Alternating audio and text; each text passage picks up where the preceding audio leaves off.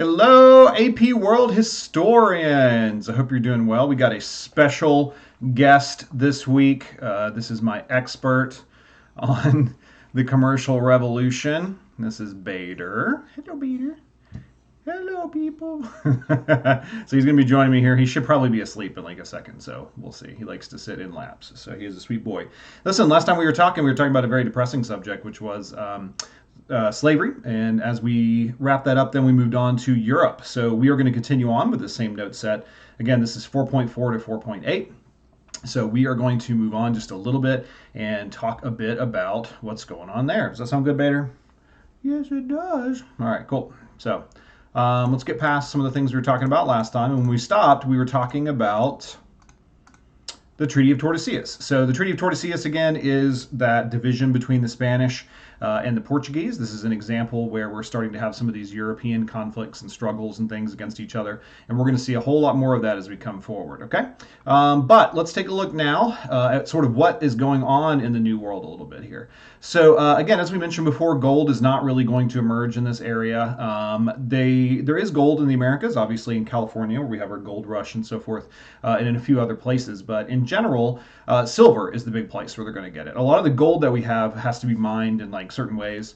And this is also the time period when people started realizing certain techniques that they could use for silver. So silver mining, you can use like arsenic and stuff to separate it out, which meant that it was a lot easier to get. So in particular in Mexico and Peru, so Zacatecas, Mexico, and Potosi, Peru, are two of the biggest places where they're going to do this. If you remember in Peru, that is the location of the Inca Empire. So they are going to use a little bit of that Mita labor system in order to get people to mine. So they're going to say, well, you know, your obligation to the state is that you need to mine the silver out for us. And so this silver thing is going to lead into this idea called mercantilism. Now, mercantilism sometimes can be a little difficult to explain to a lot of my students, particularly, who's your big sleepy baby, particularly because it is a little complicated, and it's also, this isn't something y'all studied a whole lot. Like usually when you studied, for my ninth grade students, when you studied it's any kind of world history, it's mostly kind of basic civics or something along those lines. But in this case, then, we have a whole different situation. All right, come on. He's a wiggler.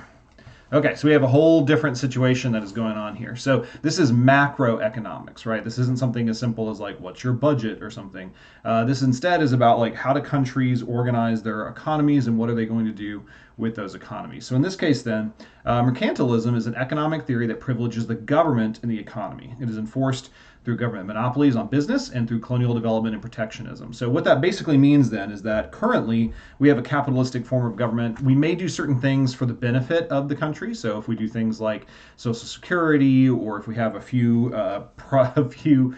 public corporations or something like that, that is a-okay. But in general, we don't have those kind of things. In general, what we are going to do, this may have been a bad choice. In general, what we are going to do is we're going to let businesses sort of do whatever it is that businesses want to do. So, for example, if these businesses want to develop a new corporation, if they want to build a new corporation or something along those lines, they are able to do so. But in this time period with mercantilism, that is not actually the case. That is not the way it works for them. They are instead going to do something slightly different. Let me pause this as I got a wiggly butt. Okay, we are back and we are populist people. Bader did not want to play with me all that much. He was a little too wiggly. So sorry about that. Hopefully you enjoyed a little bit of that in the meantime. But anyway, we're talking about mercantilism. So again, like nowadays, the capitalistic system that we have today, the government sets sort of rules and things like that, and then is designed to sort of get out of the way. The purpose of let me back up. And the purpose of capitalism is not only to assist in the government, but it's also to let individuals make money and so forth. Mercantilism, on the other hand, really focuses on the economy or the country. So like Britain, who is a big mercantilist, they are going to focus primarily on that. They're going to focus on the government, making sure the government has this money, and then they can do things otherwise. So, for example, if you're trying to privilege the government, you don't want to have two different companies making the same things. You got two different pottery companies, right? You don't want to have both of them competing because that doesn't help the government. So instead, you do a monopoly on that business. Another thing too is colonial development. If you're able to build colonies and basically just take money away from those colonies or raw materials, that benefits the home country more than anything. And then lastly is the concept of protectionism, which is the idea that you protect your native businesses. This concept led to some economic problems back home. So waves of silver would hit the world economy. So like they would just crank out tons and tons of silver. It would cause damage to these folks. The Ottomans, for example, will kind of collapse because they had previously controlled the world supply of silver. Here's an example of that sort of Mita system there. You can see these are Native Americans working in a mine. This is an image from that time period. It is not a safe thing. Like mining today is still pretty unsafe, but back then in particular, it's pretty bad. Okay, so one of the things that's going to make this whole exploitation possible is this thing called the commercial revolution. So the commercial revolution is a movement towards trade. Like trade had always been there in Europe and other places, but the big difference then is that because of a few different factors, Europe is going to explode into trade. They are going to control all kinds of trade around the world. They're going to be heavily and actively involved in trade in all kinds of places. However, as a result of this, then we're going to have what's known as the price revolution, which means that sort of counter factually, like the money gets more available, but it also leads to some inflation and things like that as well. So we're going to see an increase in prices, which is going to cause some problems as well. So some of the new factors that are going to lead to this commercial revolution: development of new European colonies, which is going to increase trade. New ocean trade routes are going to help that out. They have a ton of new population growth and new precious metals to enable trade back and forth. Another example would be the development of joint stock companies. So these joint stock companies are basically those kind of monopolies that we talked about before. They are going to be sponsored by the government. So there's only going to be one company, that's the British East India Company. There's not going to be like British East India Company 1 and British East India Company 2. It's just one, and it's sponsored by the government. But these things are called joint stock companies. So the difference then is that they are all about limited liability.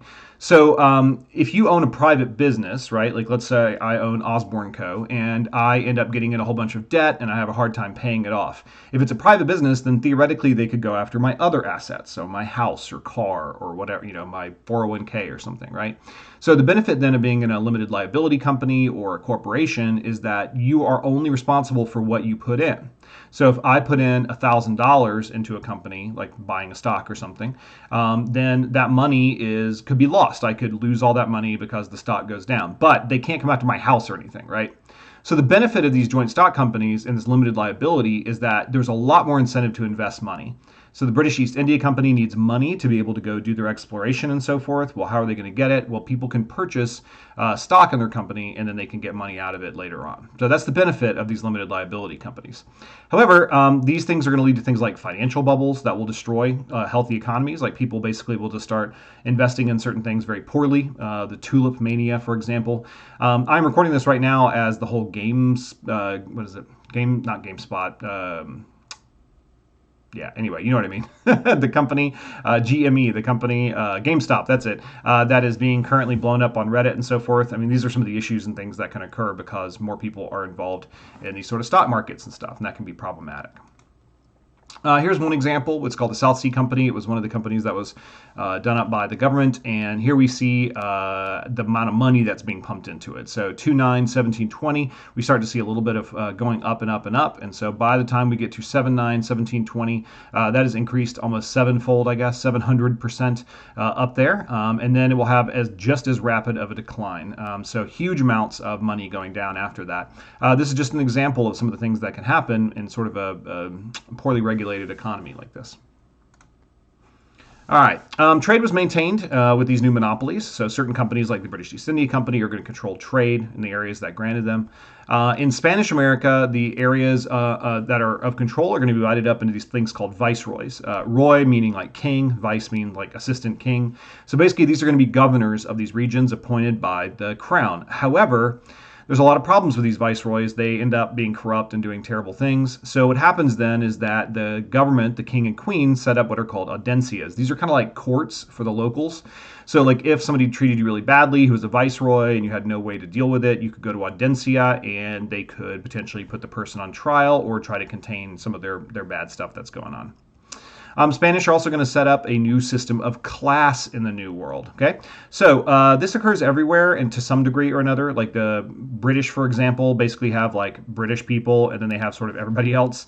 The French will sort of have a little bit more of a loose version of this. The Spanish one is literally a caste system, like it's divided up from top to bottom. So we have a group called the Peninsulares. These are people who are born on the Spanish Peninsula. These are people who are like born in Madrid and going to come to the New World to run things. They are at the very top because they're born in Spain.